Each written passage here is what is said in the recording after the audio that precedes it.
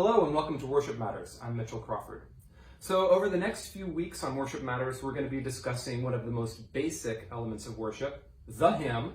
And so today I'm here in my office at Old South Church to show you my collection of hymnals. Most music directors have a substantial number, and I'm no exception to that rule. And they're something that actually gives me a lot of comfort.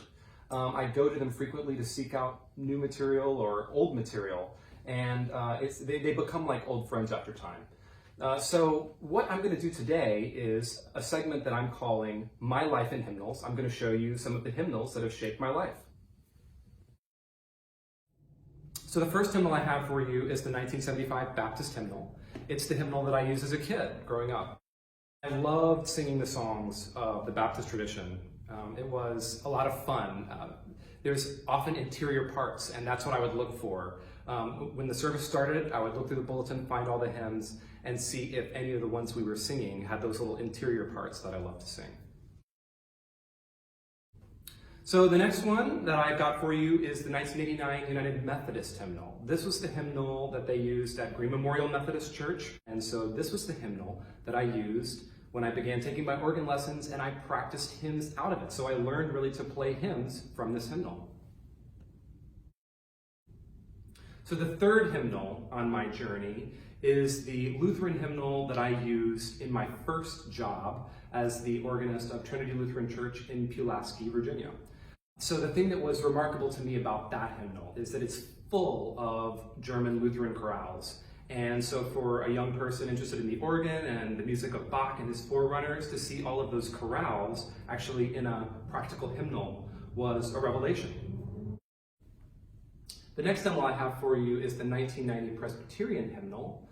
This is the hymnal that was in use at Fifth Avenue Presbyterian Church when I went there to work in my last year as an undergraduate.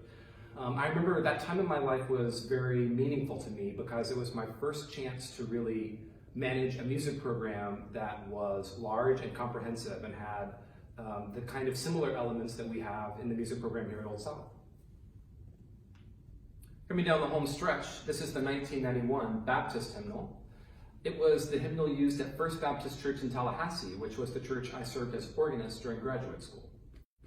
So the thing that I appreciate a lot about this hymnal is how wonderful it was to renew an acquaintance with the hymns at the Baptist Church as a little bit older person. The final hymnal in this My Life in Hymnals journey is one that's very special to me. It's a hymnal that I acquired shortly after coming to Old South. I got a package in the mail. It was a box from the Pilgrim Press, and inside there were 2 copies of the New Century Hymnal and Psalter, and inscribed on the front was my name. They were from Dr. Jim Crawford, Senior Pastor Emeritus at Old South Church. And fast forward several months later, we are dedicating the Crawford Library, and I had a chance to have my hymnal signed by the man himself. Thank you for joining me this week on Worship Matters.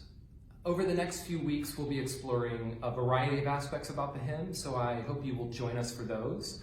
I'm also hoping that you might, in the comments section, let me know if you've got a songbook or hymnal that shaped your life or faith, or that if you have a particularly favorite hymn that you just love singing or miss maybe singing at this time. So let me know what you think about hymns in the comments section, and I look forward to seeing you next week. Take care.